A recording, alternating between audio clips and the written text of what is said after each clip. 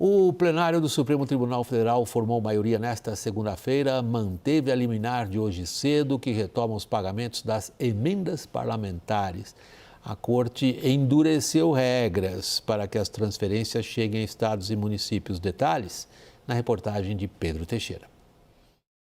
O plenário virtual do Supremo analisa a liminar da manhã desta segunda-feira, publicada pelo relator do caso, ministro Flávio Dino. O julgamento abre caminho para a retomada dos pagamentos das emendas parlamentares impositivas, aquelas que o governo é obrigado a pagar. Os ministros avaliam a constitucionalidade do acordo firmado entre o Planalto e o Congresso para dar transparência e rastreabilidade às transferências depois que o Supremo barrou o formato anterior de divulgação da distribuição dos recursos. Na liminar, entretanto, Dino optou por endurecer as regras previstas no projeto de lei sancionado na semana passada. Primeiro, exigiu que as emendas de comissão, consideradas herdeiras do orçamento secreto, só vão ser executadas quando houver clareza sobre qual foi o parlamentar responsável pelo projeto. Já para as emendas PIX, o ministro passou a exigir a apresentação de um plano de trabalho prévio. E para as emendas de bancada, determinou que a Controladoria Geral da União seja responsável por auditar as transferências. Dino definiu também restrições às transferências para ONGs e passou a exigir a anuência de colegiados ligados ao SUS para emendas direcionadas à saúde. Por último, apontou o Tesouro Nacional como responsável por avaliar se as emendas cumprem ou não os pré-requisitos em cada pagamento. Durante a tramitação do texto, a consultoria do Senado avaliou que o projeto de lei, como estava originalmente, não seria capaz de solucionar praticamente nenhum dos problemas apontados pelo Supremo. Os técnicos e os assessores jurídicos da Câmara dos Deputados passaram a tarde desta segunda-feira reunidos para tentar entender os impactos da decisão de Flávio Dino na execução das emendas. Entre os parlamentares, há o receio de que o Supremo tenha criado restrições que atrasem ou, em última instância, impeçam os pagamentos. A volta das emendas era uma condição imposta pelo Congresso para retomar a votação de pautas consideradas prioritárias pelo governo. Entre elas, a regulamentação da reforma tributária, o pacote fiscal e o orçamento da União para o ano que vem. Creomar, o que o Supremo está fazendo nessa questão? Corrigindo distorções óbvias, por exemplo, a questão da transparência é uma das mais evidentes, ou se dedica a corrigir um sistema de governo que o ministro Flávio Dino disse que não tem lugar nenhum do mundo, só no Brasil? William, excelente pergunta para a gente começar. Boa noite para você, para aqueles que nos assistem e o pessoal que está aí contigo em São Paulo. Eu creio que o Supremo está tentando fazer um pouco de cada coisa, né? Na Dharma, desde já há algum tempo, eu falei isso até ao vivo aqui, em uma edição anterior do programa, nós chamamos esse processo de presidencialismo jurisdicional, em que tem uma coalizão informal de um lado entre o Supremo e o Executivo para tentar dar gás a um Executivo que não tem números no Legislativo, mas eu creio que a decisão do Dino hoje vai também num outro caminho, que é uma tentativa de refrear um crescimento legislativo que foi muito bem caracterizado por ti logo na sua primeira fala, que é derivado, entre outras coisas, dessa disfuncionalidade política que nos marca na última década, pelo menos, acompanhada de presidências muito fracas. Eu creio que um elemento muito forte desse processo como um todo é que a consultoria do Congresso, no Senado principalmente, sabia que o projeto do jeito que ele estava escrito seria objeto de contestação do STF, o projeto foi aprovado. Depois a Presidência da República recebe o projeto, provavelmente a Advocacia Geral da União viu que o projeto tinha problemas e o presidente o sancionou, fingindo que não era um problema. E agora a gente tem um STF que talvez com algum atraso aí de uma década tenta entrar no jogo resolvendo duas variáveis em paralelo. O que a história mostra é que normalmente você não ganha uma guerra em duas frentes, então talvez esse seja o dilema. Caio, qual vai ser a reação? Bom, já tem uma reação, William, que o presidente da Comissão Mista do Orçamento cancelou a sessão de amanhã. né, não marcou a sessão de amanhã. E eu tinha falado com ele meio-dia, o Júlio Arcoverde, do PP do Piauí, muito próximo ao Ciro Nogueira, senador Ciro Nogueira. O que ele me disse, o presidente da CMO, agora, antes de entrar no estúdio, que não vai marcar porque precisa medir a temperatura do Congresso, temperatura dos deputados e senadores. E o presidente da Câmara, Arthur Lira, amanhã vai ter uma reunião formal com os líderes para debater isso. Então, hoje, ao longo do dia, você tem reações distintas. Por um lado, parte relevante dos parlamentares comemorando o desbloqueio das emendas, porque eles estavam pressionados por prefeitos, principalmente, dessas emendas bloqueadas, os recursos, empreiteira cancelando obra, saindo de obra. Mas, por outro lado, como vocês dois disseram nas intervenções, uma revolta, porque a decisão do Dino, ela avança, né? O Dino tinha falado, bloqueio as emendas para vocês resolverem transparência e rastreabilidade. Daí o Congresso aprova um projeto com o apoio do Executivo, que é o projeto aprovado é do deputado Rubens Júnior, do PCdoB, aliado do Flávio Dino, deputado Rubens Júnior, PT, salvo engano. E aí aprova, na semana passada peticionaram, Dino, aprovamos. E aí na decisão ele dá outra decisão que não tinha a ver com questões anteriores, essa questão do volume de recursos, né, que a gente já detalhou um pouco aqui. Então, assim, eu diria que agora, 10h10 da noite, o Congresso está tateando, amanhã vai medir a reação. Pode afetar o pacote fiscal? Pode. Pode afetar o orçamento LDO? Pode. Eu não apostaria muito por aí, porque eu acho que também o Congresso não quer uma grande briga com o Supremo, mas está na fase de avaliação. Se fosse algo drástico, já teria, cancelou tudo. Não, é fim de ano, eles querem acelerar, mas vai vir alguma maneira de solucionar esse avanço de sinal do Dino na decisão de hoje. Daniel, como o Congresso reage à tentativa do STF de corrigir o sistema de governo? Foi uma história que foi mudando ao longo do dia, William, porque quando saiu a decisão do Dino, ali perto de meio-dia, estava brincando aqui com o Creomar, é como se eu chamasse aqui a Thaís, que acabou de voltar de férias, e dissesse assim, Thaís, você vai receber um presente, você vai receber 20% de aumento. Ela fica feliz da vida aqui, né? O Congresso ficou feliz da vida porque saiu a decisão do Dino liberando o pagamento das emendas. Só que aí, aos poucos, você vai dando a decisão e o Dino vai contando para o Congresso que você ganha 20% de aumento, mas, Thaís, além de fazer os jornais da noite, você vai ter que fazer os jornais da manhã. E você vai ter que trabalhar nos fins de semana. E você não vai ter mais férias. Aí, quando você olha o pacote todo, você fala assim, mas isso aqui é uma porcaria. Você me deu a boa notícia antes, aí quando eu fui ver os detalhes da decisão, ela não me atende. E por que não atende? Porque o Dino entra em uma série... Lembra qual é a premissa principal do início? Precisa de mais transparência e rastreabilidade. O Congresso tentou colocar isso no projeto que foi aprovado e sancionado. Atendeu ou não atendeu? O Dino tem que dizer isso. O problema é que ele vai além. Ele retrocede alguns passos agora na decisão e diz como tem que ser a correção das emendas parlamentares nos próximos anos. Tem que dizer, por exemplo, se o governo pode bloquear ou não pode bloquear na mesma proporção o seu orçamento e as despesas de emendas parlamentares. Então, quando você olha no conjunto, você fala, não, peraí, isso vai parar onde? E aí o Congresso não gostou.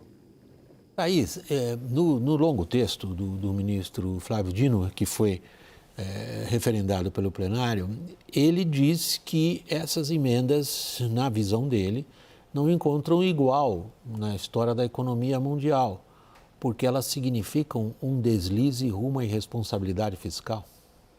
Olha, William, a irresponsabilidade fiscal, ela pode ter um caráter, no caso desse, por causa da rastreabilidade ou da qualidade da alocação do recurso, da eficiência da alocação do recurso. Eu acho que ele não está tratando apenas disso, eu acho que ele está querendo também imputar às emendas o desequilíbrio fiscal que o Brasil vive hoje. É verdade que não há paralelo em democracias, onde há uma divisão de poderes, não há paralelo para o modelo que acabou... que ninguém sabe direito, até ele foi sendo criado como um Frankenstein, né? Esse modelo de emendas, com todas as suas variáveis e as possibilidades de pegar o dinheiro e mandar para quem quiser, ele foi sendo feito meio assim, meio Frankenstein, sem ninguém saber exatamente quem botou a cabeça e quem botou os braços. E acabou virando um monstrengo da execução do orçamento. A minha preocupação aqui é... O Brasil hoje já tem uma situação de fragilidade fiscal e de não é descontrole, mas é assim, é de vulnerabilidade na gestão orçamentária, né?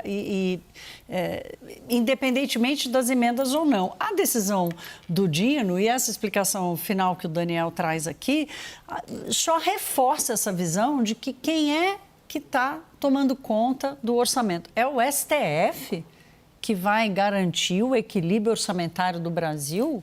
Isso não pode ser sustentável ao longo do tempo. Eu só coloco assim que esse processo todo que começou em 2015 com a PEC lá do Eduardo Cunha, eles foram processos legítimos, políticos, constitucionais, por um poder constituído que aprovou 4 emendas constitucionais em 7, 8 anos. Eu só, assim, não chego a chamar divergência, mas... Eu não tiro a legitimidade política do processo. Eu estou fazendo um questionamento aqui, Caio, ok, foi legítimo. Quantas decisões o Congresso já tomou? Mas funciona? É eficiente? É transparente? Atende? Então, assim, não é pela legitimidade do processo.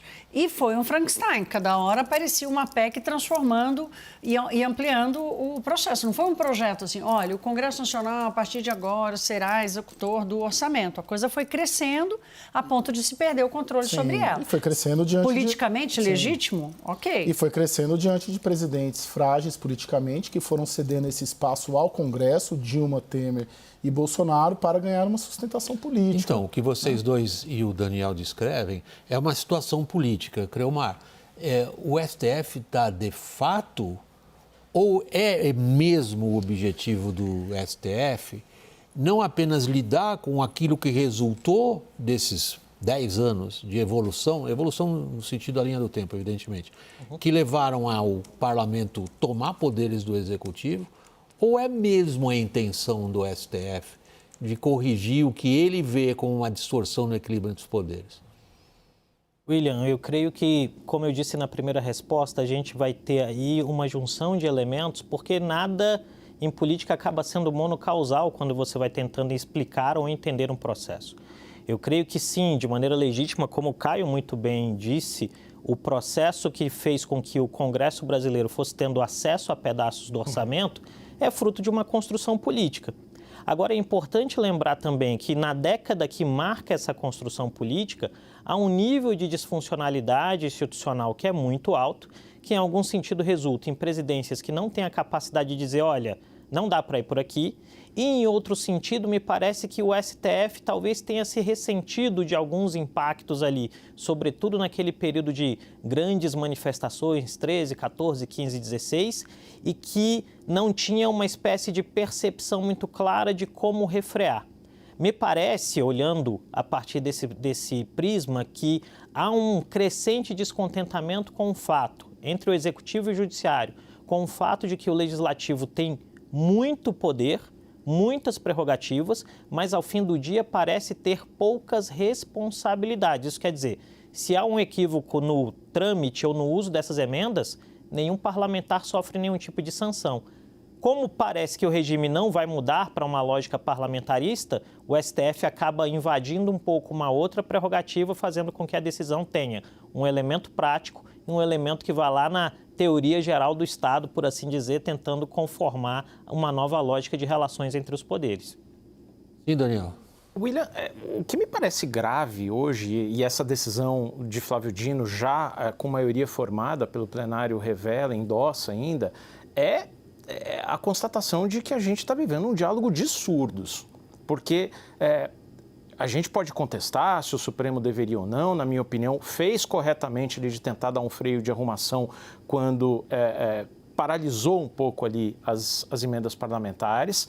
Agora, o Congresso reagiu de uma forma como que desdenhando do que o Supremo mandou fazer, porque o projeto aprovado não atende o que Flávio Dino e o restante do Supremo exigiam. Aí isso passa para a sanção do presidente da República, o presidente da República evita confusão, né, com os outros dois poderes e sanciona da forma como veio. E agora o Flávio Dino traz outras questões que não estavam originalmente. Então, realmente assim, um não conversa com o outro e joga o problema para o próximo poder. E a bola vai girando sem uma solução. Tem só uma questão. É jogo de batata quente.